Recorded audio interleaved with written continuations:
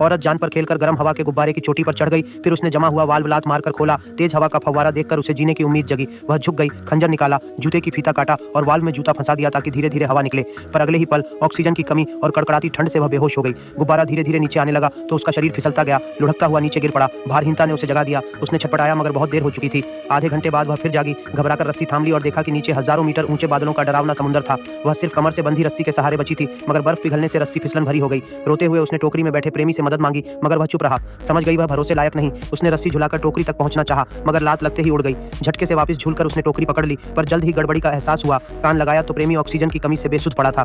जैसे ही वह टूटी, प्रेमी होश में आया। वह खुशी से रो पड़ी।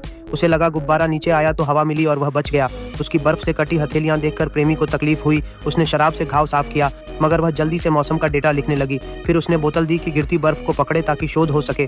अब बस उतरना बाकी था कि वे कीमती आंकड़े लेकर लौटें। पर खतरा टला नहीं। उसने देखा बर्फ के टुकड़े बीच हवा में रुक गए। चौंक कर बाहर देखा तो वे ऊपर जा रहे थे। उसे समझ आया गुब्बारा बर्फ से भी तेज नीचे गिर रहा है। ऐसा रहा तो मौत तय थी। उन्होंने वाल्व बंद करने की कोशिश की, मगर बड़ा छेद हो गया और जूता गिर पड़ा। रफ्तार और बढ़ गई। उसने तुरंत आदेश दिया कि हर हाल में बोझ हल्का करो। उन्होंने टोकरी खाली कर दी, यहाँ तक कि उसका फर वाला कोट भी फेंक दिया। फिर भी रफ्तार कम न हुई। प्रेमी ने रस्सियों को देखा और साहसी योजना बनाई। दोनों छल्ले तक चढ़ गए। वह संभल गई तो वह किनारे पर खड़ा होकर रस्सियां काटने लगा। फिर भी गिरावट न थमी। आखिरकार आखिरी रस्सी काटते ही रफ्तार धीमी हुई, मगर वह चिंतित रही क्योंकि इस गति से भी मौत तय थी। उसकी आंखों के सामने उसने खुद को बलिदान करने का निश्चय किया ताकि प्रेमी बच सके। वह टूट गया, बोला या तो दोनों मरेंगे या कोई नहीं।